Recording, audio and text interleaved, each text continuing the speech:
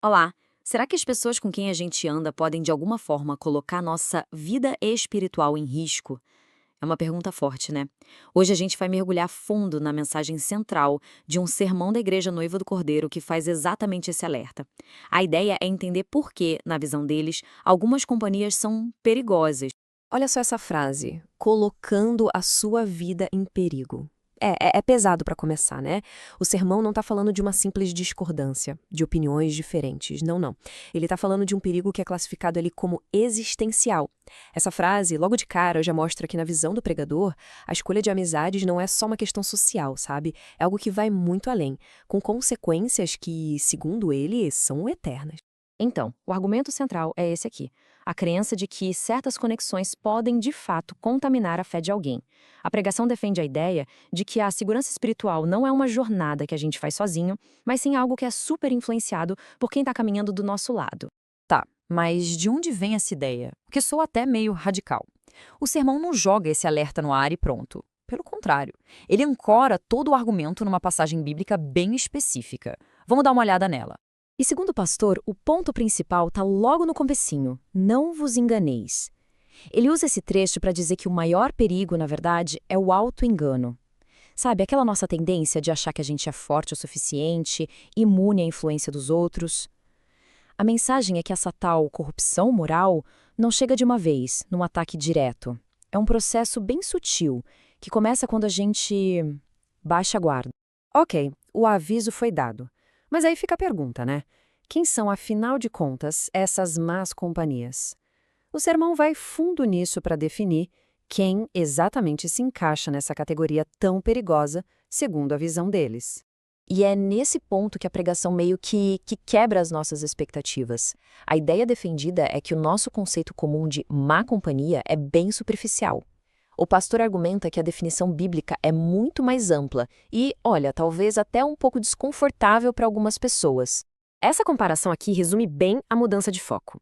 A gente sai daquela visão do perigo óbvio, sei lá, um criminoso, e vai para algo muito mais sutil. O sermão defende que a ameaça de verdade pode estar dentro da própria comunidade. É a pessoa que fofoca, que influencia para o mal, que é morna. Quer dizer, o perigo não é só o que vem de fora, pode estar do lado de dentro também. E aqui a gente tem a definição, digamos, mais formal que o sermão apresenta. A ênfase muda. Não é sobre o que a pessoa faz, mas sobre quem a pessoa é. Não se trata de cometer crimes, mas de ter um padrão de vida, de hábitos, de princípios que vão contra os valores cristãos. O critério aqui é o alinhamento com os ensinamentos de Deus. E para deixar esse conceito mais palpável, o pastor usa um termo bem brasileiro, bem específico e fácil de lembrar para ilustrar um tipo de má companhia que ele acha especialmente perigoso. E tá aí o tal do crente Raimundo. O nome, para quem não conhece, é um trocadilho super popular no meio evangélico que vem daquela frase, né? Um pé na igreja e outro no mundo. A figura representa aquela pessoa dividida. O corpo está na igreja, mas a cabeça, os valores, estão no mundo. E para o pastor, essa pessoa morna é uma influência perigosa justamente por isso, porque representa uma fé que não é inteira, está comprometida. Beleza. Se o risco é tão grande assim, qual é a consequência final disso tudo? Bom, o sermão eleva o nível do alerta. Ele argumenta que andar com as companhias erradas não leva só a ter maus hábitos, leva a um estado que ele chama de morte espiritual. E essa imagem é bem forte. A pregação usa essa metáfora da morte espiritual para descrever o que acontece quando a conexão com Deus é cortada por causa de uma má influência. A ideia não é que a pessoa só tropeça, sabe? É como se ela fosse murchando e morrendo por dentro, perdendo a essência da fé. Usando esse versículo, o sermão vai direto na ferida da religiosidade de fachada. A ideia é que dá para ter fama de estar vivo, ou seja, ir à igreja, cumprir todos os rituais, mas por dentro estar espiritualmente morto. A crítica é bem direta. A aparência de fé, segundo ele, não engana a Deus. E para que todo mundo entenda o peso disso, o pastor usa uma imagem moderna e bem chocante, a do zumbi. A comparação é na lata. Igual a um zumbi, um morto espiritual anda, fala, parece que está vivo, mas por dentro não tem vida de verdade.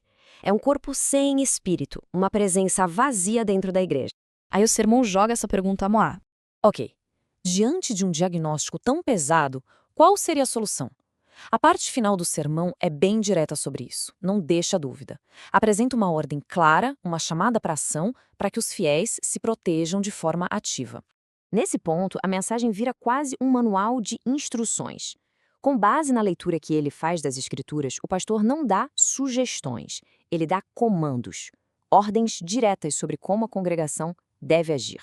É tipo uma receita para se preservar espiritualmente. E aqui estão os passos práticos dessa ordem. Repara que é uma progressão, vai aumentando, não é só evitar, é um processo ativo. Primeiro, a pessoa tem que perceber e identificar quem são. Depois, criar uma distância, se afastar. E por último, a ação mais radical de todas, fugir. De novo, não é apresentado como uma sugestão, mas como uma ordem divina. Mas fugir de quem, exatamente? O sermão é bem específico nisso. A instrução é para se separar de gente que causa divisão, que espalha fofoca, que tem conversas que não levam a nada ou que enfraquecem os ensinamentos da igreja. Na prática, o pastor entrega uma espécie de checklist para que os fiéis avaliem os próprios relacionamentos. E por que uma atitude tão radical assim de se afastar? A justificativa bíblica que ele usa é bem forte. A lógica é a seguinte: essas pessoas não estariam servindo a Cristo, mas ao seu próprio ventre. Isso é uma metáfora, claro, para os próprios desejos, interesses e apetites delas. Então, na visão do sermão, se juntar a elas é se alinhar com um propósito egoísta e não com um propósito divino. No fim das contas, o sermão devolve a bola, a responsabilidade para cada um que está ouvindo. A mensagem é clara, o caminho que uma pessoa segue é definido por quem caminha ao lado dela. A escolha de cada um, mas as consequências, segundo a pregação, são para sempre. E tudo isso se resume a essa pergunta final, que é bem provocadora. Ela resume a mensagem central do sermão e deixa quem ouve pensando nos dois caminhos que foram descritos. De um lado, um caminho estreito, de separação. Do outro, uma porta larga, de se associar com todo mundo sem restrição. A escolha, como o sermão deixa bem claro, é o que define o destino de cada um.